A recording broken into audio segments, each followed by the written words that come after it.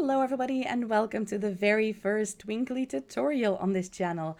I am Twinkly Tanya and today I am gonna show you how to use the path system in Planet Zoo, because I think that is a thing that a lot of people are struggling with, and believe me, I know your struggle. I have been there not so long ago actually, but at this point I have a very good idea of how to connect the paths in an easy way and how to create tunnels and squares and all those sorts of things. So I am gonna teach you all the ways, hopefully.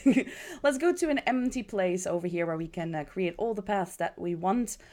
And let's first go into the menu and see what kinds of paths we have, because we have three different kinds. Over here, the first button shows you the regular paths that all your guests can walk on. You can make them a little bit bigger or smaller and see more by pressing this button over here with the four squares. Then there is a queue path. This is the path that you can use to make people queue up for transport rides, such as the boat or the safari ride. And then there is the staff paths over here, which only your staff can walk on, which is very useful if you want some paths to go to the outskirts of your zoo, or to just some staff buildings, and you don't want your guests to get near them because they got unhappy from those kind of buildings. For now, we will focus on these paths because the way you use paths is the same for all of these. Then we have this menu over here, which has two tabs, and the first tab is the tab that you're generally in which you can adjust the length of your path. So if we place down a path here with the left mouse button, now you see that it's a very, very long path, and we can shorten that down to 4, 3, 2, and 1. It's not meters, it's one path length. I don't know. And then there's also the width of the path. So currently we are creating a path of 4 meters wide, but if we adjust this over here, we can go all the way up to 10 meters. And this is very quirky. You can use the camera in a few different ways. Now I have this left button enabled, and it says camera moves freely, so I can just use my mouse to move the camera anywhere I personally want the camera to be. But maybe you want your camera to follow you while you make the path and you don't want to worry about the camera, and then you can press that second button and the camera will follow you where the path goes. The third button does basically the same. I have no clue what the difference is between those buttons, because for me they do exactly the same. Nothing rotates like the button actually suggests. So let me know if you know what the difference is. For me, I think they do quite the same. But then there's the last button. That's a very useful button, because now your camera will actually go behind you and the path while you place your path. So I'm placing a path and you see that the camera rotates so that it is behind the path, and the camera follows me wherever I go, and that can be very useful underneath the earth. If you're doing tunnels, because it's very hard to rotate the camera yourself, so it's very nice to have the camera follow you where you go. So keep that in mind. Then we have a very useful tool over here, Align to Grid, but I will come back to that one later. Let's go first to this second tab over here. You can enable and disable a few things, and the first thing over here is path supports, and that basically means that when you move your path up, which you basically can do by clicking the left or holding your left mouse button and then just dragging your mouse up. There we go. Now we have some supports under that path. Oh my god.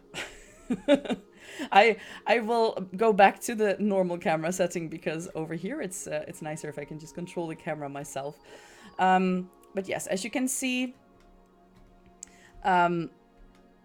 there are supports under the path everywhere. But if I check this off and I continue to build my path, now we are building a path completely without supports. I have no clue why you would want this.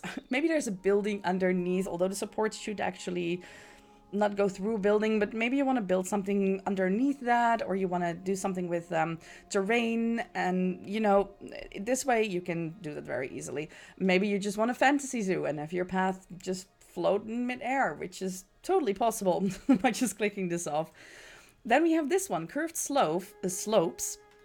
If I don't click on that one, if I go down now or up, I cannot move my mouse to make any curves.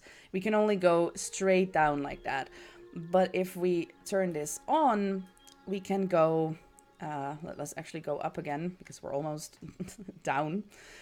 We can go anywhere we want. Let's first go up a little bit. There we go.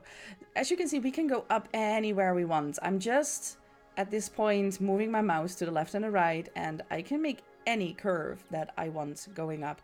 I love that. So personally, I always have this enabled, but maybe there's a reason why you want to go straight.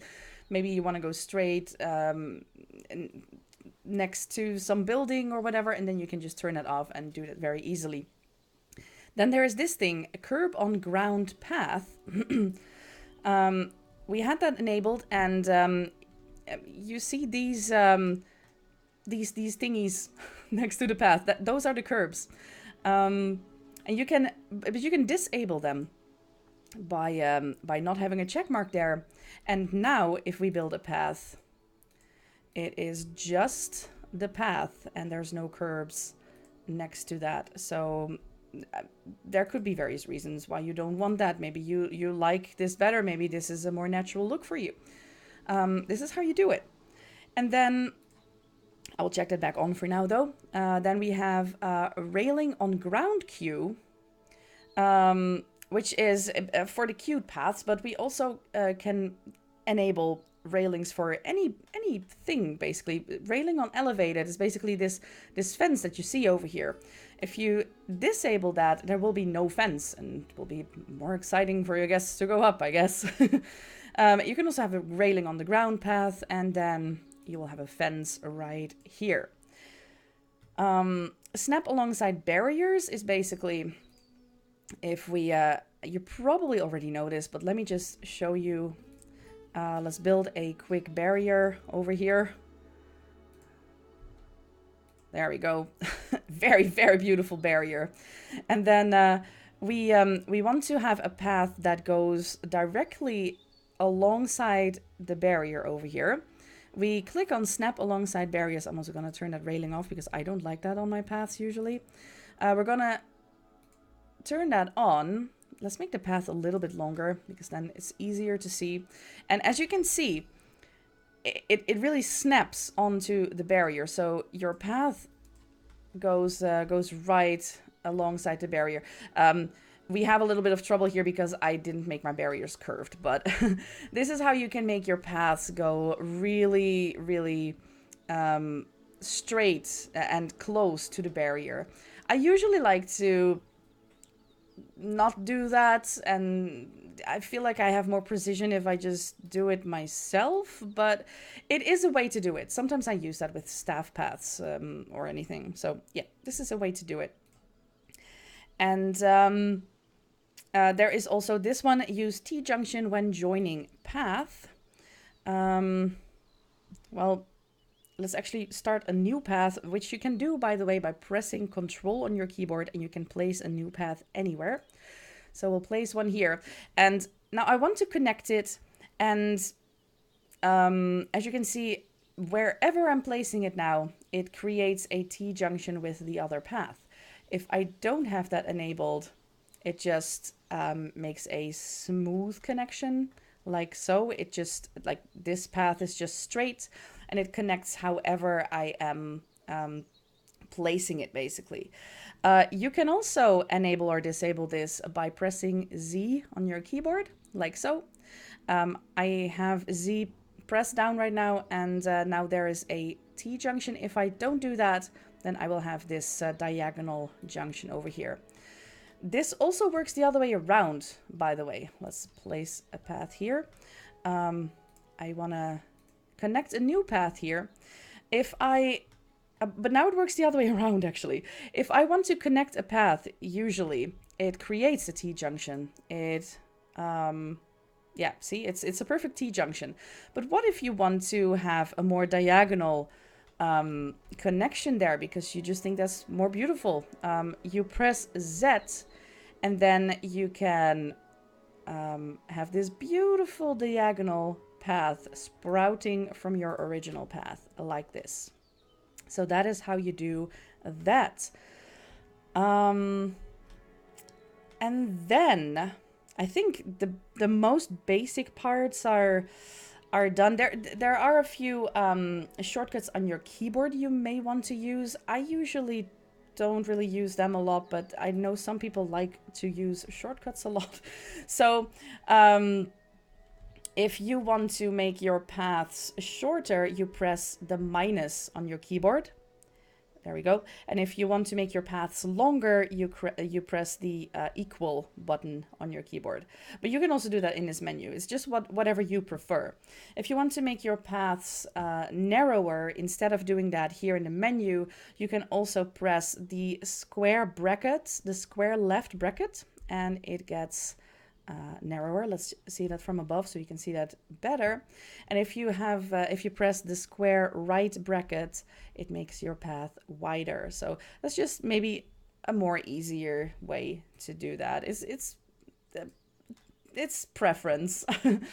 You can change any path you want into another color by just pressing by just choosing a different color and just clicking on the parts of the path that you would like to recolor over there. And if you want to delete a path, you can do that in three ways actually. You can press the right mouse button, but then you delete it piece by piece, which can be a little bit daunting if you want to delete a whole section of paths. You can also click this button over here, delete path, and then you can just hold your mouse button and your left mouse button, sorry, and you can delete whatever you want. Or you can press and hold the delete button on your keyboard and then click the left mouse button and just drag it over the paths you want to delete. Like so. So let me just start a new path over here, which I do by clicking Control, and then I can just place my path wherever I want. Now, if you want to go around the corner over here, we can do it like this. And we have a beautiful corner over here, but it is a bit long. Like maybe we want a sharper corner like this. And the game doesn't really provide us with sharp corners. But you can create sharp corners by placing a path. Again, I press Control, so I can place it anywhere I want. We place the path and we make it longer than we actually want it to be, like that. And then we make a new path right over here. Say that this is where I want the corner to be. There we go. And we delete the part of the path that we don't want. So right here. And now we have a beautiful sharp corner. So that is something you might want to try. Now you might want to make a square. Maybe you want to make a food plaza or something. And the normal way of placing paths doesn't really allow you to do that. I mean, you can probably do something like this and then you create another path here and then you create another path there and then we cannot do anything here. So yeah, that doesn't really work. There is a very, very easy way of creating squares though. Let's say we want a food square right, well, you know what, let's create a food square somewhere else entirely. We want a food square right here. We place one piece of path down and then we click align to grid over here, like so. And now the game wants to know which path you want to align to the grid. So we get a grid from this path piece over here. And now it basically acts like a building. It acts exactly like a grid building. So we can place paths all the way here in this grid, but we can also go further than just this grid. Let's say we want to go here. We can click anywhere as long as it's connected to this first path. As long as all these pieces are connected to this first path, we can basically go anywhere. We can even make a road here and then make another square. and everything is connected like this, and you can go crazy with this. And then you can place your buildings, your food buildings around the square and everything, and it will work perfectly fine. The thing is, if we deselect the grid here, and let's say we have another square right here, and we also align that to a grid. I see that people are going wrong here a lot and don't understand what's happening. Let's say we have this over here, and we have another path over here. Whether it's on the grid or not, it doesn't really matter. But we want to connect this to the other path. Now it doesn't allow us to. It says that it's obstructed, and that's because both of these are on a different grid. They are on their own separate grid, and that means that we cannot that we cannot connect them while they're on the grid. So the only thing that we need to do in order to connect them is deselect the grid, then go to this piece over here, and we can just click and they are connected. So this little piece between is not on the grid, and that's why it allows us to connect those paths. Very important. This technique becomes very useful if you have some buildings with doors on different sides. So let's say that we are placing down some toilets, and let's see, we have a toilet here, we have a toilet here, and let's say we also want a toilet here, and we want a toilet right here. There we go. This acts like one building. But we have 4 different doors, and they all need to be accessible to the guests. So if we now just place a random path there, it's sometimes very difficult to connect because yeah, maybe let's try to connect a path. I mean, we can try, we can start here, but maybe you already had a path and that path is right over here, and we connected here, but then, like, the first 2 were easy, but then we want to go around the building and connect it to the other building over there. And it's like, well, okay, it doesn't go straight anymore. What is happening here? Okay, I can do this and then connect it this way, but that looks ugly. I don't want that. And then we have the same problem with the other toilet right there. This is very easily solved by just connecting pieces to the grid. So we start with just one piece. Let's make it a 1 meter piece. We start with one piece over here. We click Align to Grid. We make this the grid. And then we can go perfectly around this building, like so. For some reason, this building is not wide enough. So over here we have a little gap, but that's fine because we don't have doors there anyway. And if we did, we could deselect the grid and connect them anyway. But now we have a path that goes perfectly around these buildings. Whenever this happens, though, whenever you place buildings and paths like this, be sure to check whether the path is actually connected. Because as you can see here, you see these curbs go next to the building and over here as well. So people can go in and out here perfectly. These 2 buildings are connected. But over here, you see that the curb continues like this, which means that this part of the building is not connected, like this door is not connected to the path.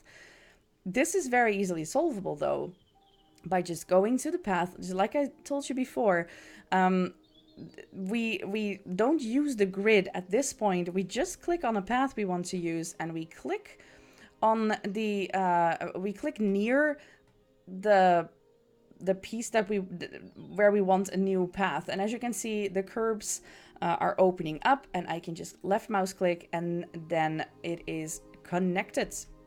And we have to do that on the other side as well, because I think that, yes, it was not connected there either. So we just hover our mouse over the path and we left click where we want the path to be, which is right here. And now all the buildings are connected. Please make sure that you double check if your buildings are connected, because if they don't, but if a path goes right along it, alongside it, your game will tell you that people cannot reach that building, and you might be confused as to why that is, but it's probably because there needs to be this tiny little piece which connects the door to the path. And there you go. We have a perfect square path going around this building by using align to grid. Now, what if you want to go through tunnels, or maybe you want to do an underground or underwater viewing area, and you want to go underneath the underneath the earth? That somehow feels weird to say, but yeah, under the ground. That's how you say it, Tanya. Under the ground. What if you want to go under the ground? We have two things for that as well, which I didn't explain yet. Let's actually make some terrain. Let's make a mountain here. Let's make a large mountain over here. Or large. I'm Dutch. I don't know mountains. Every bit of a hill is a large mountain for me, but okay. This is large enough. Let's say we have this, and let's make a smaller piece here as well. Let's say we have this, and you want to go through this mountain over here. We call this a mountain, okay? Work with me. We go back to paths, and we choose the path of our choosing. And let's make this a little bit longer than 1 at this point. And now, because usually you would go like over the path, and then it says terrain is too uneven. You cannot place a path here. So how do we do this?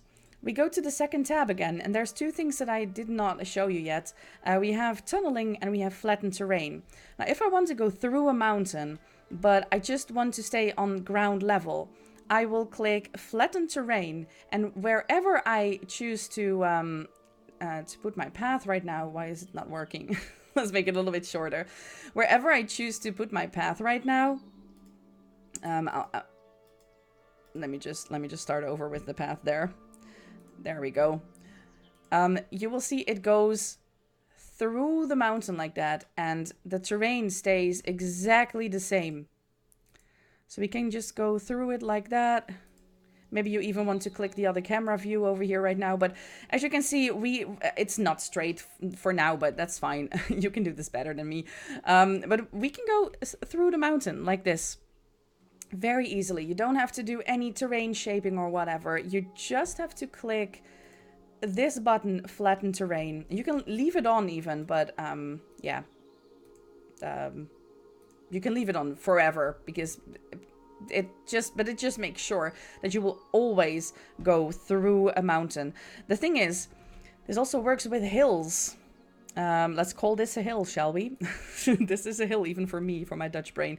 So we go over here, and now we still have this flattened terrain on, and it goes through this as well, but instead of creating a tunnel, it just removes the excess piece of land. And this looks a little bit weird. You may do some terrain shaping after that because there's this weird thing sticking out. Now, if we hadn't done this, let's just go back with Control Z.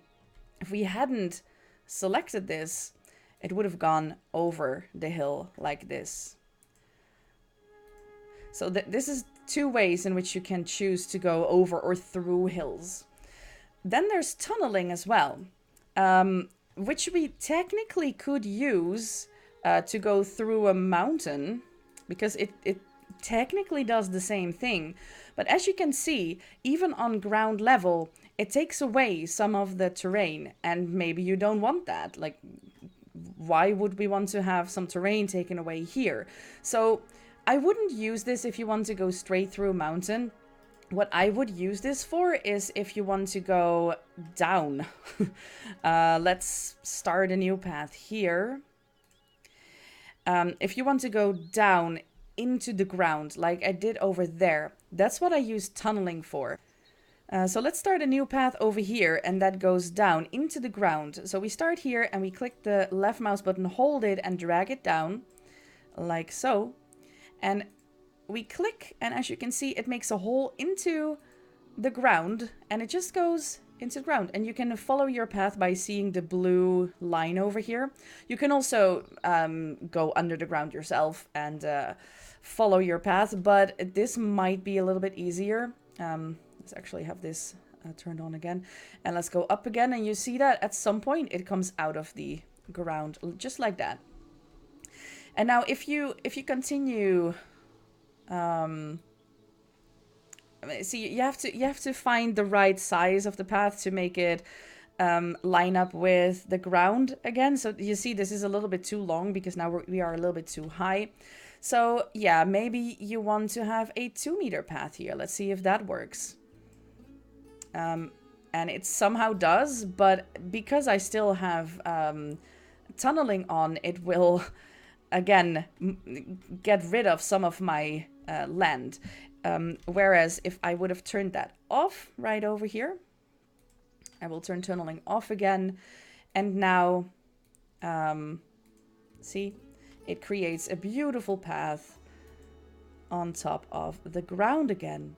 So this is how you can go under anything, any obstacle, and lead your visitors there. Or maybe you want an underwater viewing area or whatever. This is how you can do it. And then there's one thing that I actually forgot to tell you, which is very handy to know. As you can see, I can place my path very smoothly in any direction that I want at this point. But if you don't want that, if you want to make a perfect corner of 45 degrees, then you could turn angle snap on, and you can, at this point it's even set to 45 degrees, but you can set it to 90, to 68, 45, 30, and 15. And if we do that, you see that it snaps in exactly the right angle over here. So we have some beautiful square corners over here. And then there's one more thing, which is actually related to the align to grid part. So let's create another path that we align to the grid over here. We align this to the grid, we select the grid, and then you see that there is this little box that you can tick, which says square edges. So instead of having a round path that we had there, or a round square, we can make a square by clicking that box, and there you go, a perfect square with square edges. So that is also very handy to know. I hope that this helps you a little bit better into using the path system yourself. If there are still things that I didn't explain that you would like to know, then please ask me in the comments, and I will try to either answer you in the comments, or I will create a new tutorial in which I cover that specific topic. Please also tell me if you want me to go more into depth about anything, if I went too fast somewhere, and I will do that as well. But I hope this helped at least a little bit to get you started with the path system. And let me know in the comments what else you want to know as well. What else you are struggling with, and what else you want me to do some tutorials about. And I will make sure that I will create them for you. I hope you liked this video. If you did, give it a like, and maybe subscribe if you want to see more of these videos. And I will see you in the next one. Have a lovely, amazing day, and stay twinkly.